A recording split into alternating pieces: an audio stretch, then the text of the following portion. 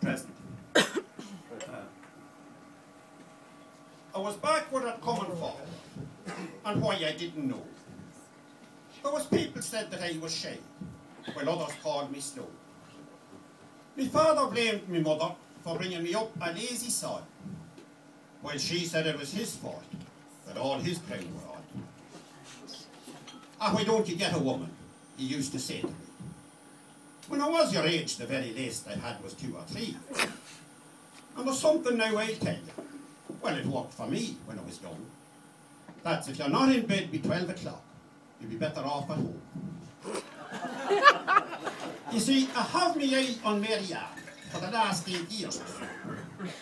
All was stopping me from asking her was afraid she might say no. The trouble was I turned her down back in her younger days. Now it's not that she got better looking, it's just that I'm not as hard to please.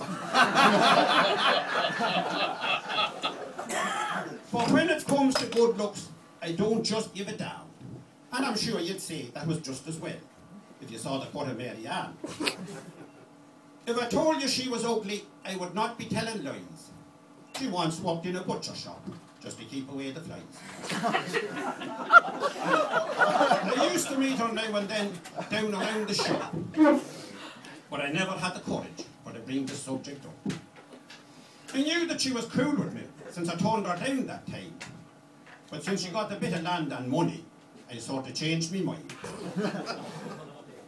Well, just the other evening, I was out behind the buyer, and I says, "Be gob, I'll go for it." Should I say, God loves a trial. Sure, I wouldn't be any worse off if the old bag she said no. I could remind her I was right the first time when I told her where to go.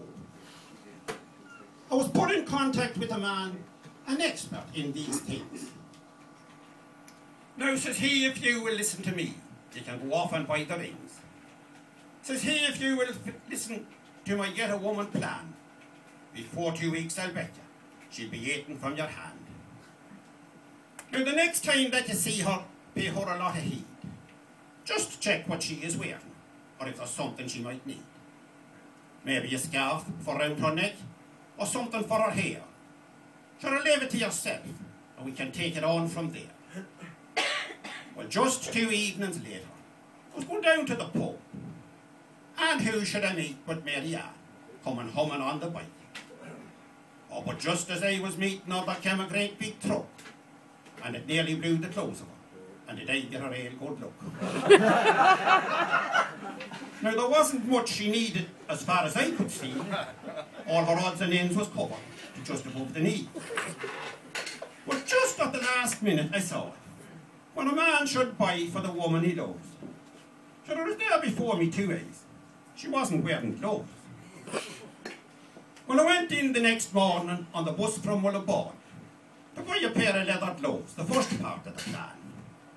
I told me ma what I was doing, and she says that it'd fit you better buy them for yourself and not be always wearing mine. Then she says I'll go along with you to that shop called Fred McVitier's. I'm in an awful way for a pair of panties, what the women now call knickers. Now, that wasn't the way I planned it, but sure I said I'd tag along. But when I went into the shop, I got completely mesmerised when the shop assistant asked me, sure I didn't know her size. I stood there like an idiot, not knowing what to do. And then I says, "Big gob, she's about a 7 in a shoe." Well, I bought this lovely leather pair that had a gorgeous smell. Then I saw a man's pair on the shelf and I thought of what my ma had said, so I bought them for myself. Says the shop assistant, "About all these do's and don'ts, I hope you won't forget." "Ah," says I, "now don't you fret." Well, I knew that I'd be nervous when I'd be meeting Mary Ann, so it seemed to make a lot of sense to write the whole lot down. Then I looked up towards me mother. She seemed to have her business done. "Oh," says I, "we better move along, or the last bus will be gone." Well, when I got home, I washed and shaved, just to make myself look nice. And I then poured on what I had left in the bottle of Old Spice. Says I, "Ma, where's the present?" She says, "It's in there on the bed." But instead of picking up the gloves, I picked the knickers up instead. I was feeling very happy as down the path I ran. I jumped up on the tractor and I got it started on the run. Before too very long I was beyond with Mary Ann. So I parked the tractor on a slope and I pointed it for home. I then snaked up to the door and on it I did knock. And when Mary Ann came to it, she said, I'd like to have a talk. And here's a little present, my dearest Mary Ann. So I handed her the parcel with the envelope on top. Mary Ann began to open up the envelope, but I said, Mary Ann, open up the parcel and I'll read the letter. Now things was going so well for me, I thought I'd have a fight. I felt like a dog that had two tails. I didn't know which one to wag. But when I looked at Mary Ann, she didn't seem that pleased. The grin that had been on her face had somehow been erased. So says she doesn't like the present, and I felt an awful dread.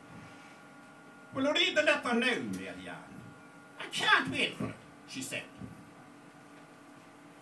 Well, I'm giving you this present, my dearest Mary Ann.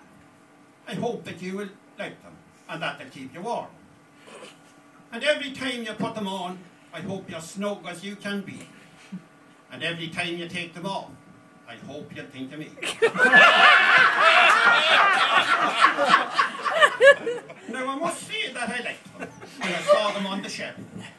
In fact, I was so fond of them that I bought a pair for myself. You see, if the weather it was cold, I might sometimes wear me mother's. I thought that wasn't fair, because she hadn't any others. Oh, and Mary Ann, they may seem a bit tight at first, but that's because they're new. But don't worry, because if I'm around, I'll pull them off for you. And if you should ever wet them, as you might, now who can tell? You're not supposed to wash them. They'll only lose their gorgeous smell. Or if you ever duffer them, just rub them with her eye. And if you blow in them from time to time, it helps them not to sigh. When next I looked at Mary Ann, I thought she had no excuse. The words that she was speaking, I never heard a woman use. You humpy bee and F&C were some of the nicer names that she called me. Be gone, she says, you pervert, before I called the law. And with that, then she hit me, this faluta to the jaw. I didn't see it coming, and it took me off me feet. And in the melee that followed, I lost me cap and bottom row teeth. I tried to explain to her the mistake that I had made. But I'll tell you, Mary Ann was an unforgiving blade. Each word that she was speaking, her voice was getting higher. And with that, then she threw Ma's brand new pair of knickers on the fire. As I gathered up my odds and ends to make a quick retreat, abuse was still being hurled at me as I stumbled down the street. Then she opened up the window and she threw me out my cap. She says, take that with you. Likewise, that heap of scrap. As I free-wheeled down the laneway, the wheels were hopping off each ditch. But I thanked God that I had escaped from that unforgiving bitch. Now I'm back in my own corner and I'm sitting here for hours, thinking, wasn't I very silly? I didn't buy a bunch of flowers. And I'm going to tell that expert, which is yet a woman plan. You can stick it where the sun don't shine, and the hell with Mary Ann.